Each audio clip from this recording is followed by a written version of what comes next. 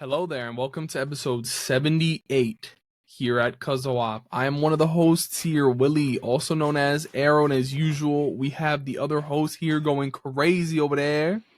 It's IV. What's good? Episode 78. It's X-Men week.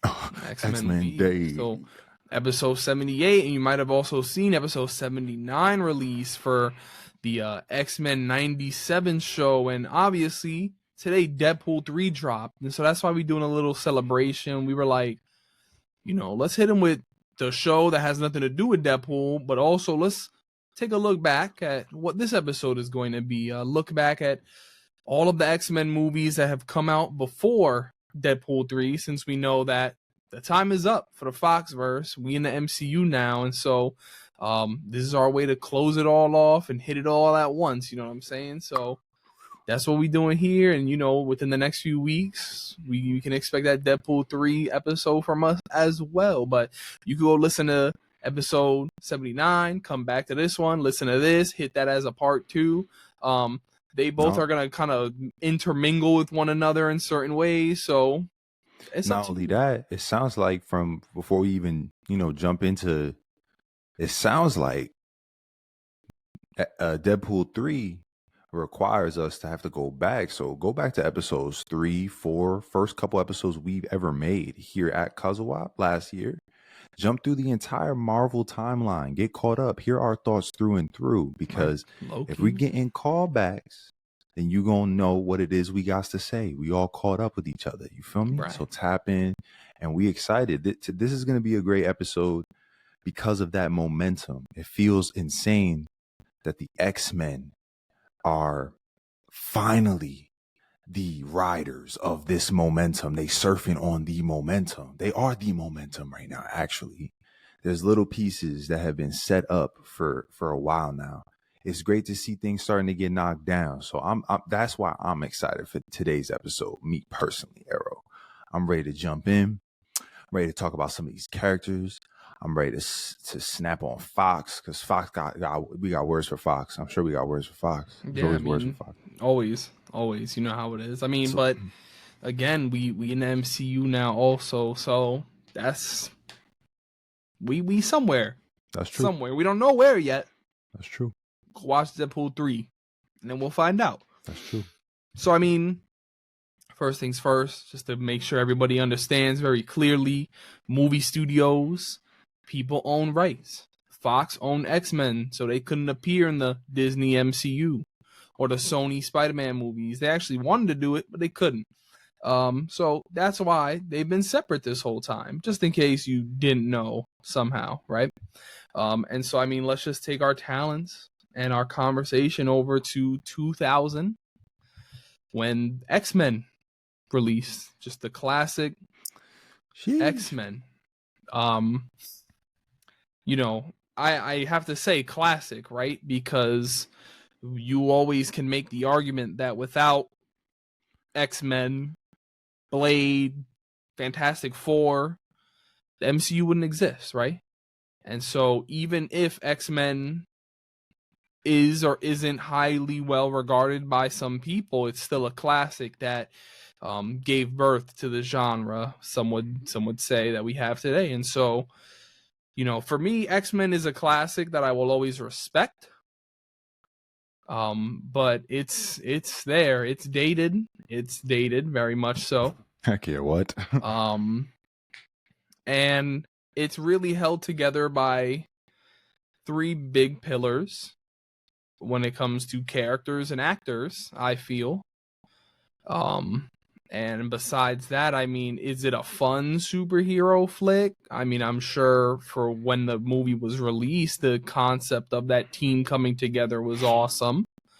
But for what we have nowadays, it is a dated movie. So what are your thoughts on X-Men 2000?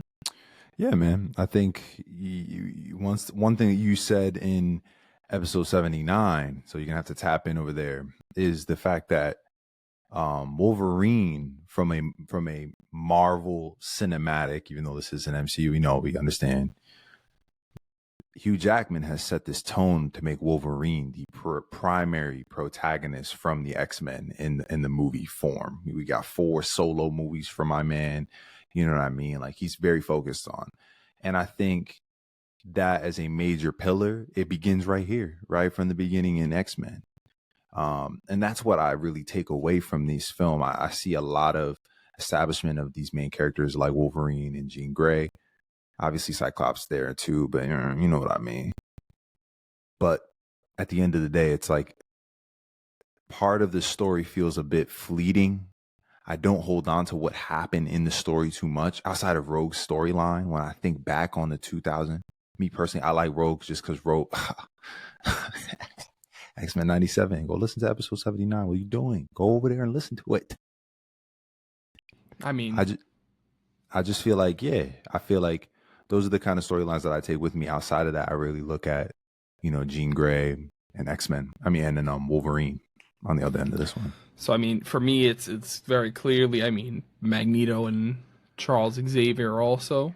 That's true. That's true. Played brilliantly by, Ian McKellen, I believe, and Patrick Stewart. But yeah, I mean, this is definitely, you can tell they were like, yo, let's let Wolverine is the main character of this one with Rogue as his like sidekick.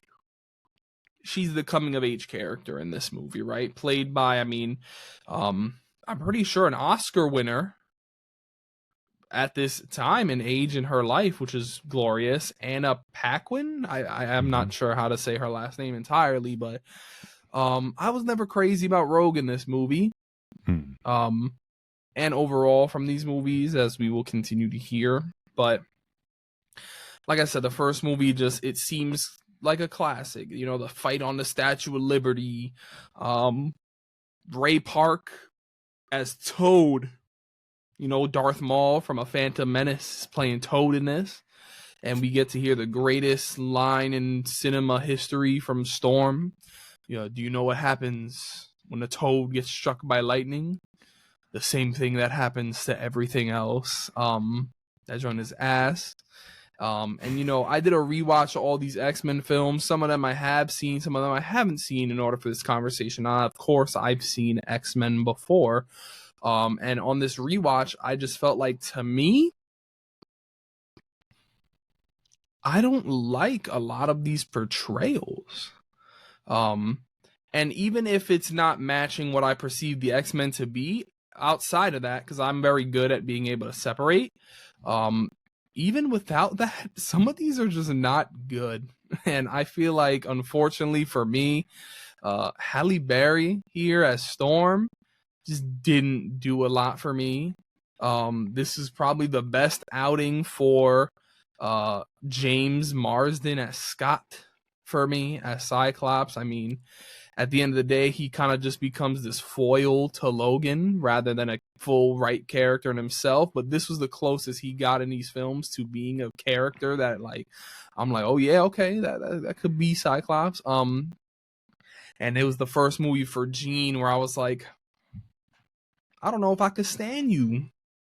I don't know if that's because of Taken or because I'm really just not feeling you right now, but I don't know. Magneto, Charles, and Logan for this first movie got me through it, and I'll tell you what, this movie felt like it went on for a long ass time. It was a long. So, aged. Forever a classic, and I will forever respect it. But I will respect more X2, which came out in 2003 and is widely known as the best in this original trilogy of X-Men movies. Bryan Singer, he was like, yo, let me go bigger. And so he brings more to the table, starting with what some will call one of the greatest opening sequences in a superhero movie history, with the attack on the White House from Nightcrawler. One of my favorite characters from the X-Men. And it was cool. It's a cool opening sequence. I mean, it is. I'm not gonna sit here and deny that. It's also like, again, it's a product of its time. And what this rewatch did for me is only get me potentially excited for what maybe something like this could look like now. Sure. You know, but I think Sure. that opening was classic. And there's a lot of that in these movies, but this was another one that, although I respect its classic, this is long. Yeah, absolutely. And also kind of still held up by Logan, Magneto, and Charles, although there's one extra character here that I think helps me personally carry it across the finish line, along with Rogue, actually, and that's Bobby. I like Iceman a lot. Yeah, I so, like Iceman too. Me too. Their thing with pyro and all that, when they go to the house and do that's a little bit more, I'm like, ooh. Yeah. But yeah, this movie also dives into Logan's origin and takes them to the lake and all that. So, what are your thoughts on X2, bro? Yeah, bro. I think, again, we talk Wolverine. I'm back at it with the Wolverine. This revealing of, adamantium, where it entered into him, all these different things. I think that's the thing I remember a lot of when I go back, because I did not rewatch this. I'm going off of memory and impression as somebody who hasn't. So, like, similar pilots from the first film, but I just don't, with the exception of House. I respect the show House. Obviously, we're going to get into First Class. I think that's one of the better in this entire lineup. And Bohemian Rhapsody. I'm not even a big fan of Bryan Singer, me personally. I don't really like a lot of his movies. I think a lot of his movies just, to me, I think they're quite ordinary, respectfully.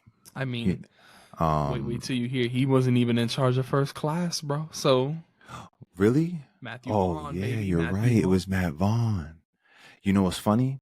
It gives Kingsman energy. I understand. But all I'm saying is there's only one film, which is not an X-Men film, that I feel like this man makes an impression with. So, yes, I don't think that the movies themselves as a whole are very cohesive, but there are these standout performances that, word to Deadpool and Wolverine, they ring in true to this day. Word to Multiverse of Madness, they're ringing true to this day to see Professor X pop back out. So that's what I take from X-Men, and that's what I take from X2. Right. As I head into the third is a little different. The third has a little bit of a different vibe. We're gonna talk about the third, right? But I also want to say, like, at the end of the day, I feel like there's that interesting dynamic between Magneto and Charles that is really brought to life by the two actors that makes it interesting when they're talking about the rights of the world and how they are treated as mutants in society. I think I'm one of those people, bro. Unfortunately, though, if I'm honest, my memory of Magneto and Charles Xavier and those types of conversations are eclipsed by what we get from Fassbender and what's his name? I forgot his name right now. We'll talk about. So I'm in that kind of I think that's part of why I really take Wolverine mainly from it. It's like I can't help it. That's like the only thing that stands true, Right. I mean, listen, man. X2 is a classic. I'm not gonna sit here and tell you it's one of my favorites. If you check in the comments, look at my list, you'll see it. You might even question me. You might call me ass. I don't care. Up next, we got X-Men The Last Stand dropping in 2006. New director from Brett Ratner. Mm-hmm. Widely, and I'm talking widely known as the worst in this trilogy. And I'm here to tell you today, it is the worst. But it's also my favorite in this trilogy. Oh, absolutely. What are we talking about? Because for me, after watching 97 and some of those 92 season episodes, this movie feels like they took an episode of that show and said, how can we make this a movie? And then they did it. Mm-hmm. With Beast in the mix, which was awesome. We love Beast. Wolverine, Kitty Pryde, Iceman, Storm still kind of with Halle Berry, but I mean, either way, it's in the mix. You're switching the tone. I appreciate that. I'm just, overall, for me, a bad-ish movie, but a damn fun time. Really fun time. Even with some of the most stupid things that you could ever see. Absolutely. 100%. Jean Grey, ass. The way Scott goes out, holy shit. What the hell happened there, bro? They really did him dirty. Big dirty. Still a fun movie, though. Absolutely. Still a great time. still a great time. So that's how I feel too. I mean, I think there's no way you're gonna take these movies and like size them up the way we were sizing up some of these MCU films, where it's like we're expecting nothing but like high ass standards. I just feel like at this point, it's the third film. I'm actually like, all right, Fast and Furious me. Like, I'll be down for it. Like, hit me with some. That's the thing with the X-Men is they're always a group. It feels like, right? I mean, we have solo movies here, but the charm of the X-Men Yeah. is their group. Yeah. And this movie, more than the other ones, to me, felt like they was trying to hammer that idea in, especially when they threw the mix in that Charles, is he really the leader we need right now? Right. But this movie, just the sequences, the iconic bridge, the Alcatraz, all of that just makes for a silly, campy, fun time. Even if I appreciate characters like Magneto a little bit less in the movie because of the way he's turned into a little bit more of a mwahaha villain rather than what he was in the first two films. That's real. The way he's played carries that to a point where I'm like, I forgive you because you're playing it well. So good stuff. That's good stuff. I mean, I like that mwahaha point. That was very good. That was very good. You go with the Last Stand talk. That's all we feel like we need to say. I mean, I'm telling. I think Last Stand is Last Stand, man. I think it wasn't the Last Stand. Very there wasn't. clearly. Yeah, I mean, at the end of the day, Wolverine, man. What are we talking about, bro? And that's my question. Are we at Mr. Host, are we going to be going through the Wolverine trilogy at this point in time? Yes, or are we going to go in chronological order? We're going to hit release order, which would make the next movie, X-Men Origins Wolverine. Yes, sir. I'll let you go first. Yeah, man. Hello. You guys know that feeling that you get in Endgame when they have the heist scene and you just see everybody kind of has different things they got to do and they're making up the plan and doing, and they have like the music in the back. That's what this film feels like, while also feeling like a coming of age film. Well, it almost pulls off the Oppenheimer like 3 style structure before Oppenheimer did it. You know what I mean? We had this solo dramatic film that gets deep into the trauma of who Wolverine is as a character, what he wrestles with in his mind, the history, the stuff that he went through as a kid, the wars he's seen. We're emotionally grasped by it. Then we're put into this unit that's going stupid dumb on missions to do X, Y, and Z, him finding brotherhood, him finding people he becomes friends with. We understand why he's this closed off character when we meet him, when he finally gets into that bitch with the X-Men. They paint in this picture so perfectly, while also deepening stuff we've already seen. X2 introduced these concepts, and X-Men Origins Wolverine really just, bro, if you haven't seen that scene with him getting the adamantium added into his bones, that's high quality effects, my guy. Like, as a kid, 2009, I'm 14. This was slapping in the theater. This was going stupid in the theater. Okay? We just saw X-Men fly out of cave last year. But this year we watching this man Wolverine get his medal in his bump. It's an excellent film. It's an excellent film because of the same reasons why X-Men The Last Stand is an excellent film. X-Men has this feel to it where it's like it's best when it's kept close to the comic tone, when it's kept to the tone of comic, comedic, right off the paper, punchy superhero shit. Like, that's what this movie feels like from the beginning to the end. It's not a great film in its structure. It's not a great film in terms of its script. All these other things, I can understand why people hate this film. But my last stand on this movie is it's fun as shit. It's a fun as shit movie. It's really fun. It's a fun as shit flick. It's a bad movie, straight up. But Absolutely. It's a fun movie, but I love it. Movie. I think my favorite toy of all time is the Weapon 11 toy that I still have here on my desk. I just have it sitting here along with some Funkos. Have it right in the middle. He's missing an arm. His blade is missing. Did you get a Funko? Did you get a Funko today? Come on, son. I had to get it ready for the episode too, bro. I had to Come buy on. this. You see this? Look at that. Come on. Look at Look at that. my Let me turn man. this, bro. Look at this. People are looking at this right now and they're thinking, you wasted your money on that? Yeah. He did, because when Ryan Reynolds went out of that elevator and cut that bullet in half and killed 2 men, it doesn't make no sense. What are we talking about, man? Hey, man. And his wife was bad too. His wife was bad. His wife was a baddie. I seen her on a different show where she kind of pissed me off, and so when I see her, I'm like, I'm separating it, but I feel like her acting wasn't crazy in this movie. You holding grudges? Why was Will.i.am in this movie? I loved him. I liked him with the hat and all that. People go back and forth with Gambit. Gambit. I mean, it's the only Gambit right now. Relax, all right, man. I actually feel like after watching 97, I don't like Channing Tatum as. Is it Channing Tatum? I mean, not in this movie. But you know how they're saying they're gonna make him into Gambit. I don't like it after watching 97, bro. Since First Class, he this is the Marvel version of Dwayne Johnson being cast as Black Adam. Yeah.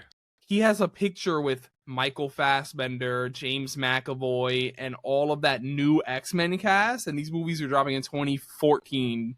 You know what I'm saying? And it's 2024.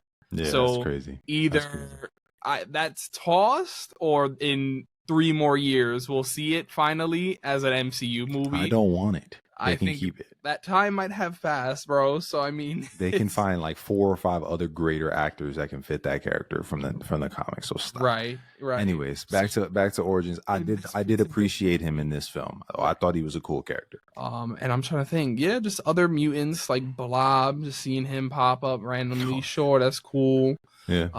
But Weapon 11, it's crazy. It is nuts, but I love it either way. So that would be X-Men Origins Wolverine from 2009. And then we would wait another 2 years before getting Matthew Vaughn's X-Men First Class, the soft reboot that at a time was like, yo, we doing an origin for these characters. I now think it's kind of switched to an alternate reality.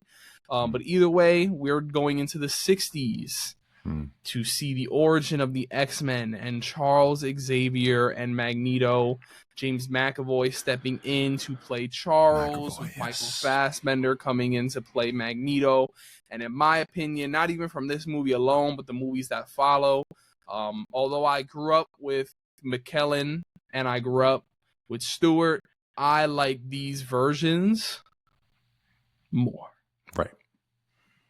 As I said.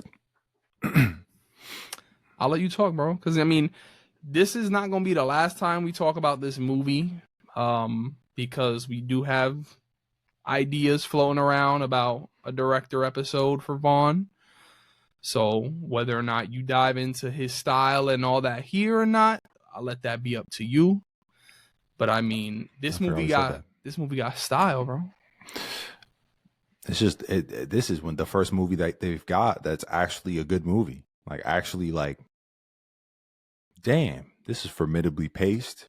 The writing is immaculate. The acting is out the wazoo great. Can't really say too many weak points. Thought it was great.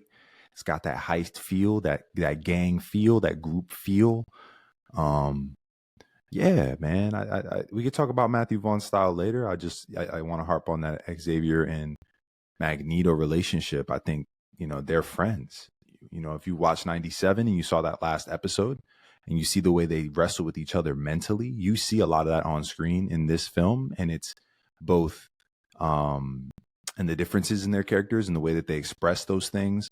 And like in a montage when they're going and recruiting mutants, you see their differences come to life in a way that's very clever. So I really enjoyed that. And then everything extends from their relationship, which is exactly what the X-Men is, right? It's birthed out of this notion of what does it look like for mutants to be accepted by humans, and what does it look like for them to stand in their purpose for something, meaningful. And that finale, bro, the missile crap, when they was in Cuba, bro, that was a very good third act. That's all I can say. The third act is crazy. Right. Even just everything with Magneto alone and his fight to get Kevin Bacon.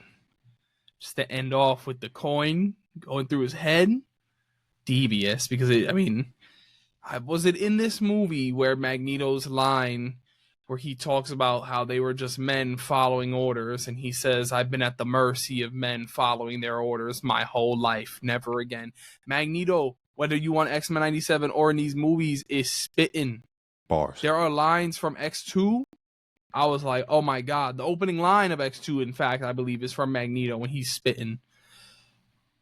But that line and the Kevin Bacon moment, I'm like, oh my goodness. They did their thing with that. And then just to see, Charles wipe Moira's mind and go into hiding with the mutants after getting hit with the bullet because Magneto was deflecting. And this movie is swaggy as hell. I love also like time movies. So whenever you bring me back to the time and I feel like we're back there, that's cool. And they had to put Wolverine somewhere in there with the I'm Charles Xavier, I'm Eric, go fuck yourself, They threw him in there. It was a ha-ha, he-he moment, and then they kept it pushing. And I like that. Mm-hmm. These are the things that I like from Marvel. Mm-hmm. You know what I'm saying? This is what I like from Marvel in terms of, just the connected verse. And so... Yeah, you shouldn't mix these elements so much that you lose control of them, and then it's like taking different colors, and then you just have the color brown. Like, I want distinct red, distinct blue, and this X-Men has its own style, like you said. And then they brought Wolverine and the cameo of Wolverine toward that maturity they were trying to push the whole time. Very Flames, bro. I don't know why he didn't stick around, bro. Man. That I gotta bring up, bro, straight up, is that because you brought out the colors, and I'm gonna talk about it even more. Those original 3 movies, the suits were buns caca doodoo. I agree. The black leather, joking, what were we gonna wear? Bright yellow spandex? Yes. Because the X-Men have this cool thing where their suits all match, even when they're not the same color. Yeah. Nightcrawler pops out with a black and red suit, Rogue green and yellow, Cyclops blue and yellow, but they all merge together. They're a colorful group. Yeah. Black leather, not the way to go. Now here we're still in an unknown area with their first 60 suits. But there's a sprinkle of something in there. So thank you for bringing up that point. Yeah, absolutely. So, but for First Class, I actually really enjoy this. It's top 5 for me. Yeah, man. I think it's definitely top 5. Honestly, as I look at this list, if we include Deadpool in the list, then it's different. Okay, so then it's probably top 3 actually for me. Okay. I really do think this is a great one. Yeah, it is. It truly is. All right, well, up next we have The Wolverine, released in 2013, James Mangold's first movie in the X-Men realm. It's not his last. I watched this for the first time last week, and I'm still finding my thoughts on it, truly, because to me it felt like an interesting first act with a phenomenal second act that by the time they hit the third act, I was like, oh, did that sour it? Did the third act hurt the movie? Where does this even take place in the timeline? Is this what we really wanted to do for the second movie following Origins? Okay, I guess so. That's where I felt with this movie. But I think taking him and putting him in Japan with the samurais and everything like that, it made for something interesting that by the end, I don't know how I feel about it, So I would love to get to know your thoughts on the Wolverine as someone who I believe saw it years ago versus, again, I saw it 2 weeks ago. So I feel that, no, I think putting Wolverine in that environment allowed him to have, it's like, okay, this is how I think the writing team and Mangold sit there and they're crafting this idea of what it's like. It's like, we know Wolverine to be someone that has been championed in the last couple of films, so much so that he had to make a cameo in First Class, like we just said. How do we make him even more isolated so that we can have a conversation with what's going on inside of him and we can focus on that? Putting him in a country where he doesn't speak the language, making him an outsider, making him a desperado, an outlaw in that regard. Let's take him to Japan. Like the concept is just wild. And I think I love that because we already know that the Wolverine is there's a battle that's inside of him at all times. And that's something that's always a big thing for him. He wears that battle on the outside of him too. And I think that we get a really great opportunity to see that battle in this environment. I loved the set. I loved the music. I loved the action scenes, the tone. And I liked it after First Class because I didn't want First Class to be squandered. So I didn't want a continuation. I wanted that to stand still. And I'm glad it did, because Days of Future Past, as we'll get to, was a good film. But if it had come out directly after First Class, I think it would have marred how great that movie felt like it was when it came out. So I liked Wolverine as like a palate cleanser as well. Something a little different. I respect that. That's how I feel. Well, let's get to X-Men Days of Future Past. Bryan Singer is back. And someone let him cook? Someone let this man make my favorite movie in the whole verse? Heard it. Days of Future Past brought together the old and the new in a very interesting, totally not confusing way, of course. And it was just great. I mean, this is my X-Men movie, straight up. I think even without everybody, you know what I'm saying? So like, you have Patrick Stewart and his squad, Magneto, Storm, Bishop, Bobby, Kitty Pryde in the future, trying to live with the Sentinel attacks. And they're like, yo, we need to send someone in the past. Logan, you got to be the one to do it. You're the only one strong enough to make it back there. So we take a trip to the 70s, which, again, I like movies that are in time different than mine. You know, and when they do it right, you feel it. And it felt like they did it right here. And so to send Wolverine, a character who makes sense to send back, the character who's angry and all that, to push him back and be the one to have to, yo, you literally are in charge of the universe. I'm like, oh, he needs to convince the man who convinced him many years ago to get his stuff together. Copy. And it was a great experience. I mean, for me, I also feel like we didn't mention Nicholas Hoult as Beast. I actually enjoy his Beast. You know, I think Kelsey Grammer is a fantastic choice for what we, you know Beast to be from things like 97, but this was the prequel stuff. And so I thought Nicholas did incredibly well here. Makeup, you know, a little werewolfy, maybe not, you know, but I feel like it evolves and it evolves and it evolves. And in this movie, I mean, I loved him and Charles and Logan interacting with each other, because, you know, Logan, he ain't gonna spare anybody. He's, you know, you and I, we go back and forth, and you're kind of a hairy asshole. Where's the fur ball inside of you? But, you know, it brings something out inside of Beast that I think he needed at this time. And same with Charles. And we also have Magneto, who, of course, Fassbender is just so interesting. We get to see how he's playing on the news he's hearing. Oh, the world gets destroyed because of Mystique. We need to stop her. Gotta kill her. I gotta kill her. Sorry, y'all. I gotta do it. I killed the president. Now she's next. I'm on her ass. He's great in this, to see how he takes looking at the future and like, what can I do now to stop it in his own way. It's always interesting for me to see how Magneto takes stuff and internalizes it and then tries to do action, and how different it is to Charles, because they are walking the same path with two different mindsets. So I love that. Yeah. And last thing I'll bring up for this movie currently, and I'll let you go and we can bounce back and forth with the movie, is Quicksilver. Oh yeah, come on! Such an iconic scene. Absolutely. It holds up today as like, that dude, man. It's not necessarily a speedster scene the way everybody wants a speedster scene to be done, but what happened here was style. They made it something fresh. If I could save time in a bottle, that whole song playing over it, watching him go around and de-escalate the room, and then just to fall back into place and everything to play out to show it rather than it just be a blur, was a great choice. I really liked it for this particular movie. Yep. And then he's it. That's it. That's all he is in the movie. That's it. Just that one fun. That one beautiful scene. Yeah, and that's okay. And they don't do that once. They've done that again. But yeah, absolutely. I think everything you said is spot on. I agree with you 100% with Days of Future Past. It's an excellent film. I think I go back and forth on if I like First Class more than Days of Future Past sometimes. I think First Class stands a little bit more in retro and like right now at this point in time. But it was good to see Singer do something.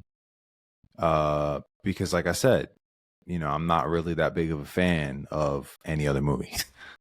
This is the only one from him, unfortunately. So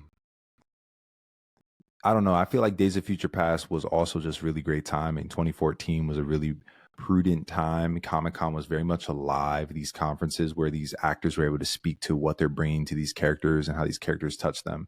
That all played a role in that point in time, especially because you've got these killers. Jennifer Lawrence is back out there as Mystique again as well. And she was killing it in First Class as well. We did not talk about her. I will talk about her again. I love Mystique as this woman. I thought that was one of her better roles in Hollywood for a while now, in my honest opinion, in her career, like her whole filmography, me personally. But anyways, Days of Future Past, First Class, it's a pack on your head. It's on your head. It's on your head top, just right on top of you. Like, wake up. We really got stacked heroes with beautiful stories. And if you steward our story well enough, you can get some craziness out of us. That's what these two films give. 100%. 2014 was doing things in the superhero realm, bro, because this is the same year as Winter Soldier and Guardians of the Galaxy. So it was cooking. It was cooking in the Marvel shop over there, man. It was cooking. Hell Hydra, man. Hell Hydra. Yeah, so I mean, overall, with ending this movie, two things that I really want to talk about. One, I'm gonna jump around like the messy timeline that this universe is.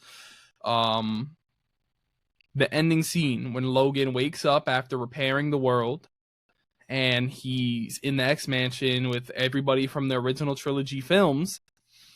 And I'm like, oh, it's cool that they're showing everybody off, right? And I love the moment when he goes into Charles's office. He's like, Logan, you're supposed to be teaching history. And he's like, well, that'll be kind of hard. I need you to help me catch up on the last 50 years. And you could just read it on Charles, that remembrance of. And then he hits him with that, welcome back. And it's just kind of like goosebump giving. Like, he's made that promise to find them the way he told them he would. And this is them finally coming around full circle. This Patrick Stewart, who has had a clearly different relationship with this Wolverine than any other rendition we've seen so far, realized that this isn't the man he has known for the last 50 years, but this is the man who set him right 50 years ago. And it's almost like they're long lost friends coming back together. Yeah, I just love that moment. Beautiful scene, man. I'm gonna have to go watch that scene right now. Actually, you making me that you just so well explained it that it makes me just want to go back right now. You got to do it, man. If you got to do, you got to do it. Another scene in this movie is when Charles from the past, James McAvoy, is reading into the mind of Logan, so he's able to project himself into the future, and we get the phenomenal scene where Patrick Stewart is speaking to James McAvoy as his younger self, and he hits him with this all-time banger line: just because someone stumbles and loses their way doesn't mean that they are lost forever. Now that sounds like a very basic, oh, get over your shit line. You got to remember, we are talking about a dude talking to his younger self. The man who has stumbled and lost their way, talking to the man who is currently in that stumble. And for him to, he's basically telling him, you need to come out of this now and find who you are, because if not, you're going to end up like me. Yeah. That joint gives me goosebumps too. Yeah, that's gas. That's a gas scene. That's crazy. Conceptually crazy. Yeah. So they was doing things in that movie. Also, Magneto lifting the stadium and dropping it on a White House lawn. Magneto be lifting up things and putting them down, and I'm like, I'm there for that, bro, because it's awesome to see how they put that together. I also like Wolverine with the bone claws in the 70s, because it's like, oh, he's not that guy. But it also means when he goes to try and get Magneto, he can't get him. Oh, damn, Magneto put metal through him and threw him anyway, so it doesn't matter. That's crazy. Yeah, that's crazy. I love this movie. It's a good film. It's a Yeah. good film. I respect that 100% as your favorite. Makes tons of sense to me. Right. It's a good one. Right. All right. And up next, swinging, we have Deadpool. Talk about it. Deadpool, man. Deadpool. Now I remember, I think it was 2013, maybe it was 2014. Yeah, I think it was 2014 when a video was leaked, supposedly by Reynolds himself, showing a demo of the scene of Deadpool sitting above the interstate or like the highway, and then he has the soundtrack with his little cassette tape, and he presses play and goes down there and does his thing.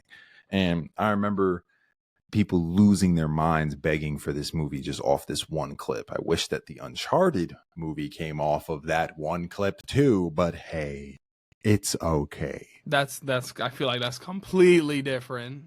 I'm just saying, man, if you can give me the feel of it, then why can't we just put it on the big screen and throw more gas on that? They did it for Deadpool. Anyways, the movie comes out, and it's obvious that Deadpool is going to be played through and through the way that he needs to be played. And Ryan Reynolds, at this point in time, had already established himself as a comedic force in a variety of ways. So when he was the one that pushed for this, it was almost like, I felt like if you were tapped into what kind of a style Ryan Reynolds had, you realize this could be his magnus opus or magnum opus, whatever the word is. Like this is the character to play all characters for Ryan Reynolds for the rest of his life. Like if he cooks in this role. And I think that that's exactly what this movie ended up serving as, man. I think everybody loved this movie when it came out because it dared to do what Deadpool as a concept, as a character, is great at in the comics, and it's make fun of things, bring things down to earth, make things very superheroes, but like fourth wall breaking. Hey, you know what I mean? Like those are the types of dynamics that this movie introduced and continues to, as we know. And I think that's why I appreciated this film very much. Ryan Reynolds was at peak form in this film. Like I don't really have anything else to say. Every movie from now, I'm having a hard time shaking him being this. He's this now. This is all he is to me. He's typecasted which is where the movies that I see him in where he's not this, I appreciate a lot more. Even more. Like Spirit Away, I believe, or something. Spirited, not Spirited. Away, He did Spirited. great. Spirited. He was phenomenal in that. He did great. And he was cool in If. You know, I have my own thoughts about If, but Deadpool for me, not one of my favorites. I'm gonna be straight up about that right now. You know, I think the character himself, depending on how he's done, can be great. My favorite rendition still being Nolan North's from the video game. Reynolds for me in terms of Deadpool, and I was speaking with Tyson, you know, someone regularly comments and spoils stuff for me also, as you'll hear in episode 79. Tyson made a good point that what Ryan lacks, and it's something that I'm like, oh, I actually really like that about Deadpool, which is why I feel maybe I have a little bit of a not attachment to Ryan, is there's a little bit of insanity that he doesn't have, that I'm like, oh yeah, he's just a smart ass dude in these movies, but there's somewhere in there that insane factor that Nolan had when he was like talking to himself and hitting the different voices, where he's like, what are you talking about, Logan? Well, I don't know what you're talking about. I like that. I'm like, yeah, you know what? That's a good point. Sense. That's so good. The action was cool in this movie. But at the end of the day, for me, I feel like that's a great point, bro. You just completely knocked me in my head just now at that point. It's a simple movie. And you know what? I'm going to say it. I respect it for being as big as it was for its simplicity's sake.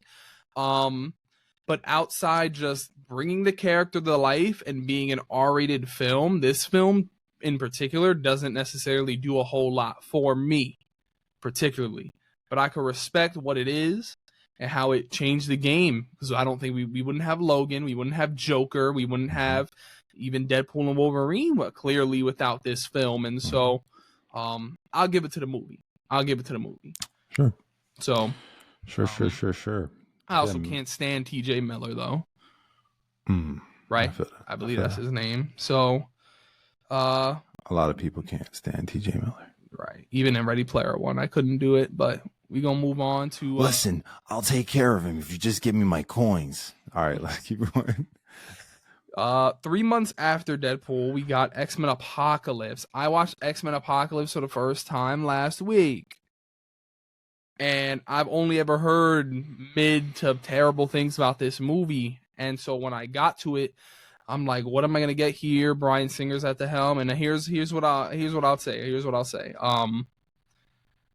Could I understand why people don't like the movie? Absolutely. I had a hell of a fun time.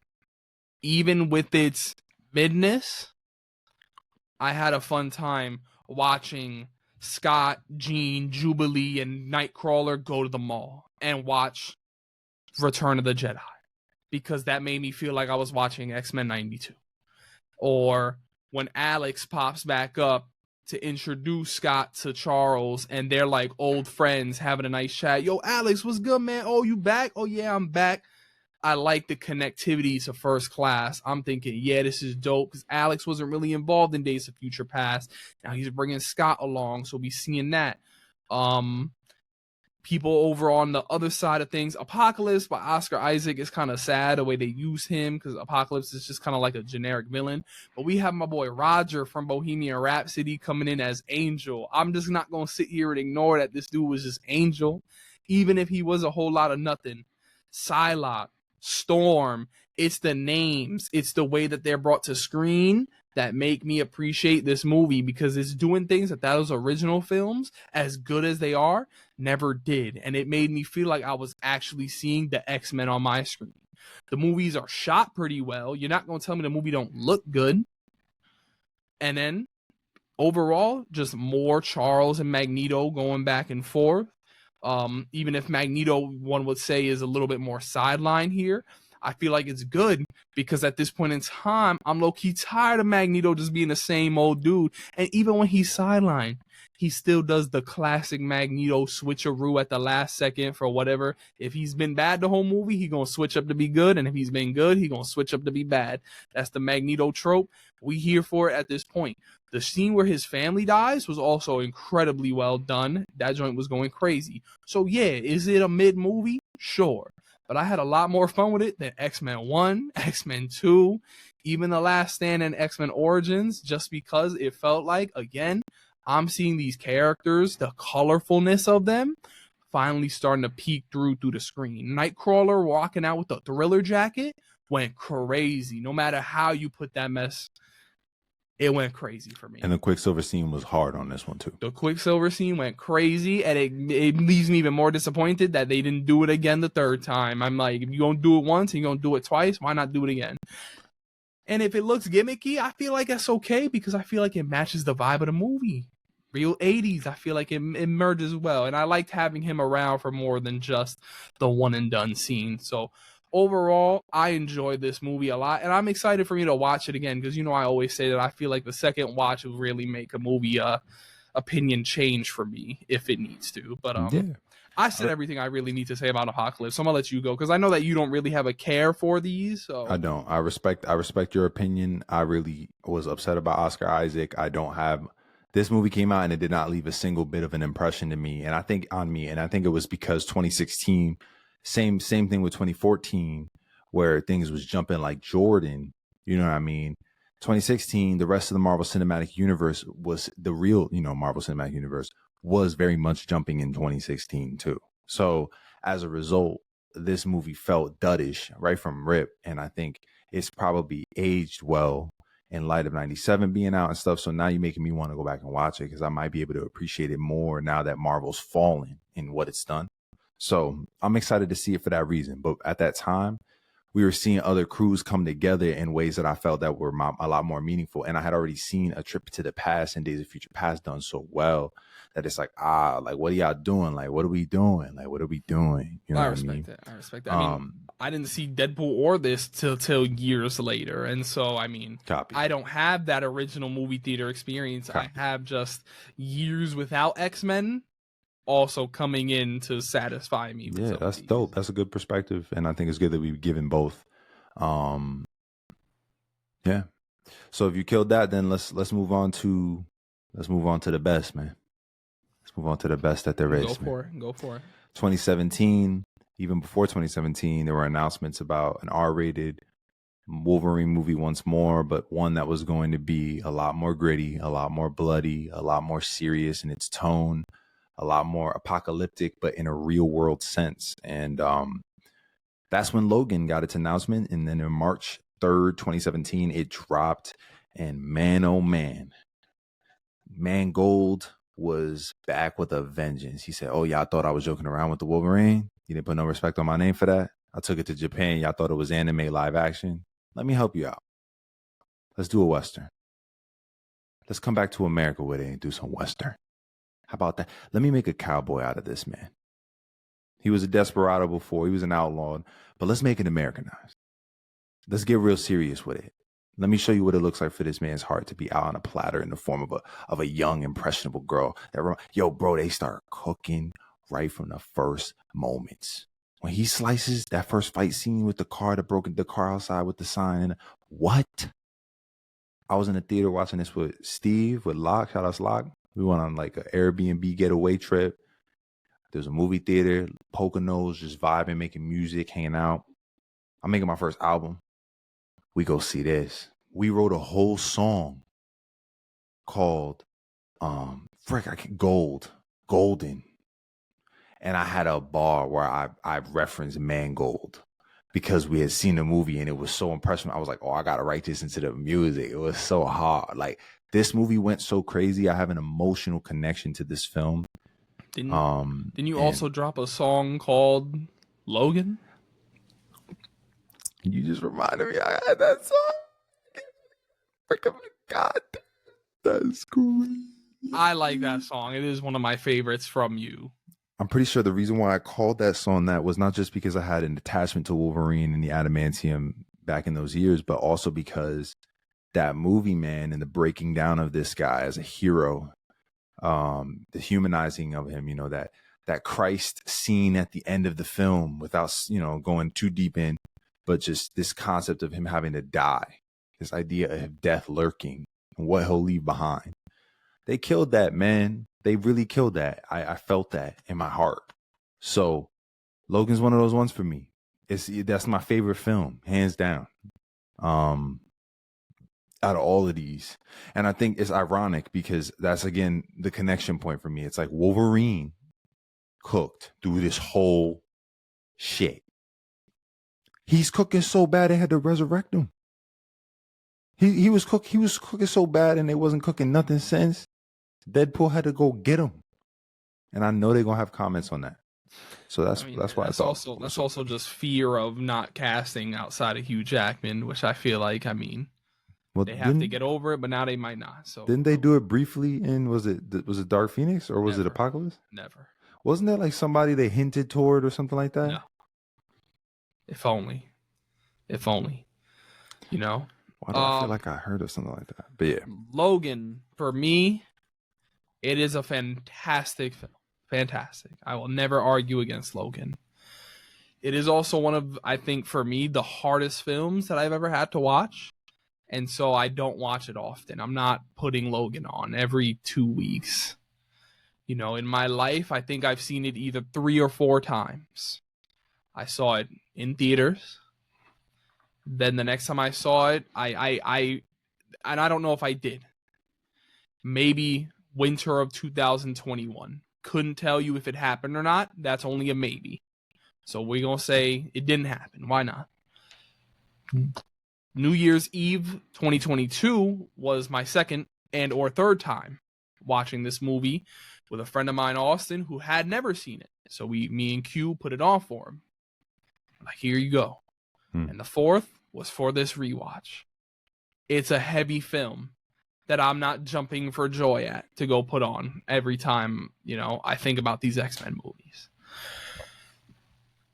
For me, I think this is at my number 2, mostly because as X-Men, I like the team up and the payoffs of Days of Future Past. Whereas Logan, because of that heaviness, it's favored, but it's not number 1. Like, it's just, for me, I'm not like that. You know what I mean? Sure. I also, interesting at the time for me is I also, see a lot of similarities to The Last of Us. And so I'm like, I've seen this story told, but I like the way they're doing it with a character that's at this point a legacy character. I think Daphne Keane was amazing as Laura. Absolutely. One of my favorite scenes in the movie is when she reveals she could speak, and he's like, "You could talk," and then she starts yelling at him.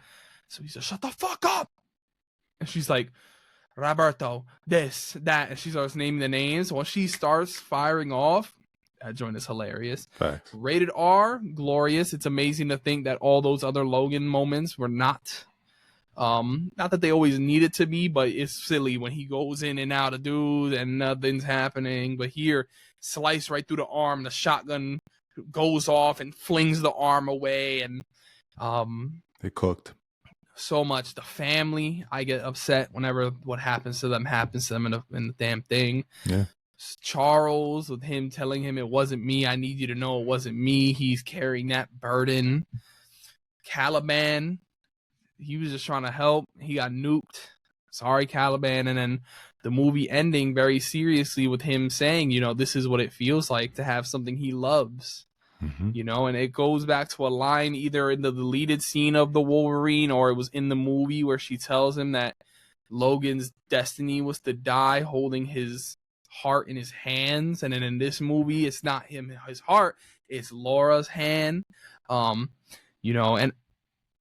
I want everyone to hear me out when I say this. It's a brilliant ending to leave off with the grave and not let us know what happens next to them kids. But at the same time, it pisses me off a little bit. So there's those small details that make it fall at the 2 for me. But I could deal with it. It's okay. It's okay. Brilliant movie. I think it's a certified modern classic, we'll call it. I mean, it's a Western. It's a Western for me. Like, I just like Westerns too. I'm just biased like that. I'm a Mandalorian boy. You know what I mean? I enjoy that type of feel. So yeah, man. It's a be also. I knew I was gonna love this movie because in college I was reading a lot of English books, and The Old Man and the Sea. I don't know if a lot of people have recognized this or remember when this had happened, but in the movie theater, when this movie would air, there would be an opening scene of like Deadpool doing something stupid for like a teaser for his film. And then really quick, The Old Man and the Sea, the whole story or like the first chapter would like scroll up on the screen really quick. And then the movie would start. And it was something that I thought was so interesting for Mangold to have done because it feels very like I'm about to post something on Instagram type vibe, not like a freaking movie, but the tone of The Old Man and the Sea, the themes was written about all of it. It completely directly connects to all of what Logan goes through, with his albatross of an issue. And I think I love that. I love stuff like that. This movie was mature too. It really stood out with all these other films. So that's why I rock with this one. Anyways. I mean, with the Wolverine and Logan, we know that as of right now, because we know how it goes with these studios, he's proposed to be directing a Jedi movie for Lucasfilm. Now, whether that ever pans out, we gonna see. But Streets is saying, and I believe they said it's the story of maybe the first Jedi or one of the first Jedi. And so I'm there. I know you'd be there, and I'm there too because listen, it's Star Wars. Go. Up next, we had Deadpool 2, which starts off very brilliantly with him on the gasoline barrels talking about, Logan stole my whole swag, that bastard, and then he one-upped me in the end and died. I'm dying too. I like Deadpool 2 more than Deadpool 1. Yeah, no, of course, yeah. Some people will say you're bugging. Some would say, oh, I understand. And for me, team-up movie, fun. Always. Team-up movie. Come on now. Cable. Josh Brolin was having himself a year back in 2018. I'll tell you that much. I know saying Cable crazy. I like his Deadpool more here. less jokes that didn't hit for me. The Deadpool 1 had a lot of jokes for me. I was like, this one, it was better because he was going at dudes. He was going at Cable, and he was hitting some good ones for me. Domino, she was whatever. Okay, sure. But But I mean, Cable and Ryan really hold it together because the kid, the little New Zealand kid, I mean, I was just like, sure, I get the story they're telling with him. I think I even might prefer the idea of the narrative from the first movie, but the execution of the second movie with just the revenge plot, I liked it. So this is the movie that I have over Deadpool 1. And I mean, I saw this one in theaters. I saw this one before I even watched the first Deadpool too. So, you know, maybe that has something to do with it also. But I enjoyed, and when they tried to release 7 different versions of this, the Christmas one and all that, that's when I was like, y'all need to stop. You're doing too much. But I mean, for here, I was feeling this. So how about you? What are your thoughts on Deadpool 2? Yeah, I mean, I think it's just a better one hand, like an actor. I mean, a director. At the end of the day, like David Leitch, I think is his name, Leitch, just did Fall Guy. Like this dude does movies like this. He, you know, Hobbs and Shaw, Deadpool 2, John Wick. You know what I mean? He's uncredited, but he's got production involvement. You know what I mean? Bullet Train also. Yo, Bullet this Train dude is makes great. some movies that I low key like. Yo, He I need to cooks. go catch his stuff. He cooks. We could definitely talk about an episode with him. But anyways, versus someone like a Tim Miller, where it's like Sonic the Hedgehog, like he doing Borderlands coming up, like, you know what I mean? So it's like there's tonally a difference, but at the end of the day, Miller is the one that pushed for that clip to be released that made everything happen. So like you said, we tip our hat. We say Deadpool 2 was a fun time. I'm glad that they continue to throw gas on the fire. This idea created by gang, pushed by gang. Marvel's got a W with Deadpool to this day. I know right now Tim Miller's catching a bag. He's catching a bag right now with this new flick coming out. He's definitely got money involved. He's got stock in this. So excited to see what's to come, because I think Deadpool 1 and Deadpool 2 both are great. But yeah, Deadpool 2 is a fun time. Great to see the cameos. Great to see the jokes. Right. Freaking love Domino. Love Domino. She's like one of my favorite characters as a mutant. I love seeing a new mutant be brought to light like that. That was tough. Right. Yeah, Juggernaut. I mean, Juggernaut. I just thought Juggernaut. The opening of the film, I also love this idea of like, come on, guys, superhero landing. You know what I mean? Like, let's work together. We're gonna do this, and the X-Men vibe, and I love that. Right. I love that it's tied into all that. Colossus is goated. Also, Colossus is goated. Negasonic Teenage Warhead. Fire. Cool. Fire. But bringing these characters that we had seen previously brought to life again was really cool. Like Colossus, you know, before he was just a tall dude that could turn into metal. Now he's all CG and looking pretty good. Juggernaut, same thing. Yeah. But the opening scene with Homeboy that shoots fire, I thought that was mad funny. I thought that whole scene was hilarious. That kid, because we're gonna. The New Zealand kid was funny to me, bro. I thought he was hilarious. I thought the idea of him in the prison was mad funny. The little jokes, just so stupid, but it was perfect in terms of diversifying the type of joke that we were getting in the first film. It just raised it toward what you were saying earlier, like not completely insane. They're still playing it a little safe, but at the end of the day, it's still a little tweaked out a little more. So I'm hoping that this next one does what this second one did and tweaks it more. I want more of that. Watching the second one on this rewatch, it helped me realize that, and bear with me, have you ever seen the Scream movies? No. That is crazy. I've seen like the first 2 or 3, but I haven't seen the more recent ones. Run them back. Do it, please. But Scream in the 90s was kind of like this response to the horror genre getting stale in the 80s, in the sense that they were like, we are going to call you out, and we're going to call the horror genre out in overall of its tropes and everything, while playing to it also. Especially with the newer ones, where in Scream 5, again, it is very meta, where they're talking about, you know, The Force Awakens, Jurassic World, all these movies, they came back, and I think they're called the requels, and, you know, that's what this killer is doing in this movie. They're trying to match the energy of the original movie. Deadpool feels like that meta commentary on the superhero genre, with the first movie being a very stereotypical movie, just a little bit different. And with Deadpool 2, we got the team up, and now it's kind of weird that Deadpool 3 is playing into the multiverse. And I low-key like that it's a meta commentary on where the superhero genre is in the specific moment. That's So where we gonna Deadpool's have supposed to be as a character. We're going to have to see how Deadpool 3 plays out, but I'll be interested to see if it is just a meta commentary on it all. So Right. I like Deadpool 2, I'll say. Yeah, absolute. All right. We got 2 more movies. We got Dark Phoenix. Yeah, Dark Phoenix. So Dark Phoenix, watched for the first time last week, and similar to X-Men Apocalypse, the vibe of the X-Men is what carried me to the finish line to say that I enjoyed it, even if it's a mid-pack movie.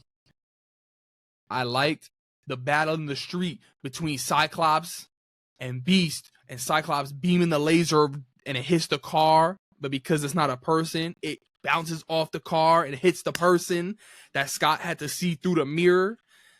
Beast going around, Nightcrawler teleporting people around. That's X-Men that those movies and the OG weren't pulling out for me. You know what I'm saying? I liked catching, is that Dazzler putting on a sparkling show at the X-Mansion? Oh, just the small things like that I enjoyed.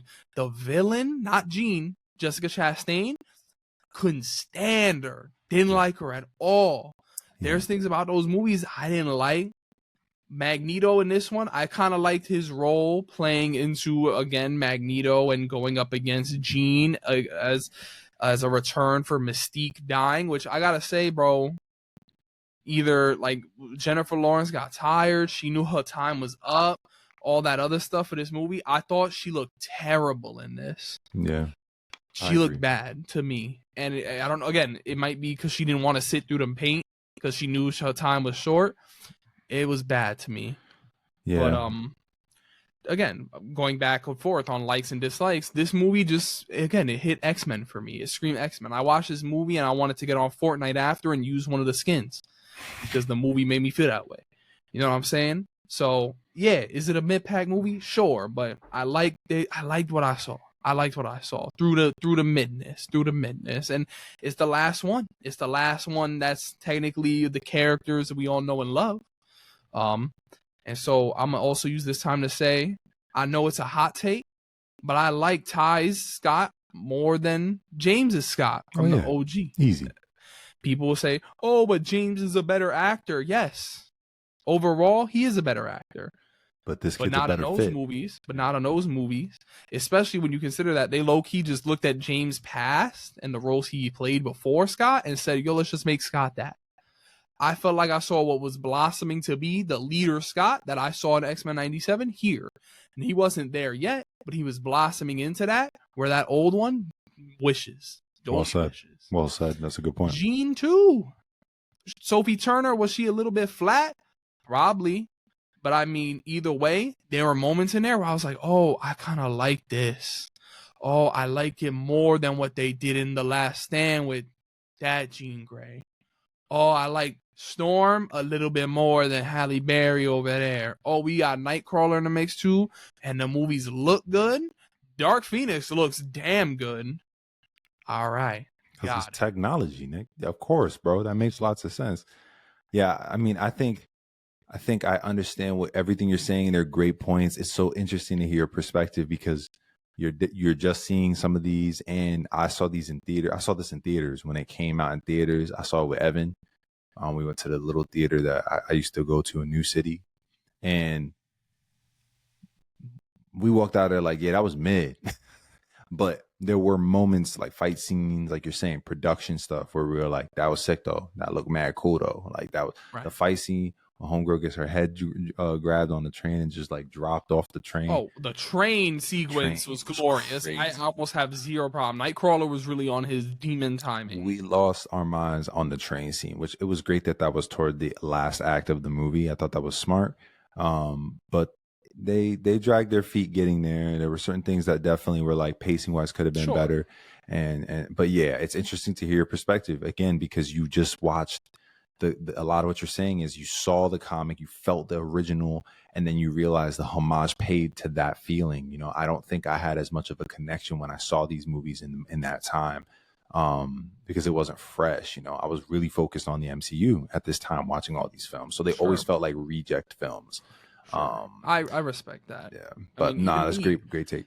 Watching Evolution or X-Men Origins Wolverine before the MCU popped off, I have a deep love for the X-Men, even back to the Ultimate Alliance games. Yeah. So to get these feelings from these movies, I'm like, yo, I'm taking the feeling over the quality any day with these Every films. day. Straight Makes up. sense. I'm gonna be Makes honest. sense. The feeling for the X-Men is what drags me across the finish line over the quality of the movies, and I don't care. Yeah, that's true. Well, that leaves us to our last before Deadpool and Wolverine come out, which they've come out today, right? So let's talk about 2020's The New Mutants, man. I didn't see this film. I still have yet to. My wife and I want to see it because it's got that, thriller, apparently horror thriller vibe is what I've heard. I've heard it's like a scary movie. Would you say that? No? Because that's what when it was being released, that's what a lot of people were trying to push it as. It's not. If there's one thing you're going to know about me, I love horror, including the shitty ones. I'm watching the Saw franchise for the first time right now.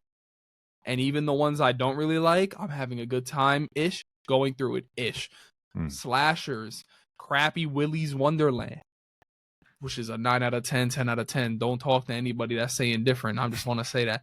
Don't talk to them. This movie, horror my ass. There's like a sequence towards the end of the movie where they try to play into it, but it looks terrible. And it just doesn't match the tone that they tried to fit in the rest of the movie. And here's what I'm gonna say. You know how much I love coming of age stories. Sure. This one, they tried it. There's elements in there that, on a blueprint scale, this is what we need to make this a coming of age story. Put it in the movie, and that's it. The actors, this movie got some good actors in it. Maisie Williams, freaking Anna Taylor, Taylor, homeboy from Stranger Things, Jonathan, and I feel like I'm missing somebody else, but they're the three that's coming up to my mind right now. Maisie Williams, she did great too. Arya, they're all okay at the very best. Maybe it's the writing. Also, the movie had everybody with accents. Interesting. You know who's in the movie, bro? You want to know a little spoiler? He's on the main squad. One of the main five. Who? Roberto. Oh, really? Yeah. I didn't know that. They were all kind of just meh. I would say, and I'm gonna say this in my full chest. Oh my God, I didn't watch this movie, and this is the guy who made Stuck in Love. Well, my, do good here. I'm just gonna let you know that right now. I'm watching. And this is hard for me to say, every MCU movie over this, including the ones I don't like. I might even watch Madam Web over this. Oh, you're bugging. I'm going to have to watch this then. I think you should watch it. Maybe we'll come back to your thoughts if you hit it before our Deadpool 3 episode. You could share your light thoughts there. But for me, this movie was a straight pack of ass. My least favorite of the X-Men movies. Just... This one felt more like we need to try and keep our license movie rather than, interesting. Let's put some heart into this. Because this joint was even an hour and 20 minutes, bro. Talk about, what are we doing in 2020? The superhero genres being an hour and 20, that just almost sounds too ridiculous to be true. Yeah, that is kind of crazy. How am I? This movie tried to be too many things, and as a result of it, low-key was none of them. It wasn't a good coming-of-age story, and I love those. It wasn't a good hard... Damn, you really pissed me off by talking about Stuck in Love, because now I'm like, yo, how did he manage to do Stuck in Love and then fold here? That's what I'm saying. He did Fault in Our Stars, and he didn't fold there either, so it's like, what are we doing? Wow. Heard it. That's all I gotta say. Pack of ass. My least favorite X-Men movie. Straight up. Say that. I'm gonna watch it. I'm gonna get back to you on that. Maybe we'll spin the block, and maybe I'll watch it on the plane. I'm going on a plane a couple times this week. Let's see. Let's see what the wave is. But all this to say, the X-Men, the Fox movies, they had their ups and downs, left, rights, good days, bad days, good actors, bad actors. But at the end of the day, they are implemented and cemented into the history books of superhero films. And Deadpool 3 is looking like it's trying to be the peace off send off. We love you, but adios, motherfuckers. That it wants to be to these movies, and I'm here for it. And so I mean, Streets is saying that this movie is what everyone thought Multiverse of Madness would be. And so if there's anyone from this Foxverse that you hope makes an appearance, who would you pick? I just want to know that one thing. Who would you pick to hopefully see in this Deadpool Wolverine movie? Robert Downey Jr. I want to see Robert Downey Jr. He is back. not from the Fox universe, my good sir. Oh, my bad. Let me take it back. But you could give me that answer too. Obviously, James McAvoy and Fassbender. If there's both of them, I'll take them both. You know that I want both. But if there's just one of them, that's cool too. I feel like they probably gonna go even further back than that. I feel like there's no way they won't in some way, shape, or form. But at the end of the day, like I think those would be my two main choices because, as you know, Wolverine's who I took, and Wolverine's who I'm seeing return. I'm a little concerned about that concept as somebody who loves Logan so much as it being my top, X-Men film. But if they brought him back, hopefully they didn't bring him back for nothing. Right. I low-key feel like if they were gonna bring any Magneto back, it would probably be Ian McKellen in like a super accurate bright red and purple fucking costume. If they're doing it with Logan, I can only imagine they try to stick him in there, That'd be sick. Especially since it feels like Fassbender has dropped off the planet recently. I don't know where he went. I don't know if he did the happened. Killer. You didn't see the Killer yet? Yeah, but I mean, like, you think about how rising star he was in the early 2010s. It feels like the Killer, and I'm like, I gotta really search. That's crazy. Yeah. Maybe Assassin's Creed killed him because oof. No, I don't think he killed him. I think he just different. Different.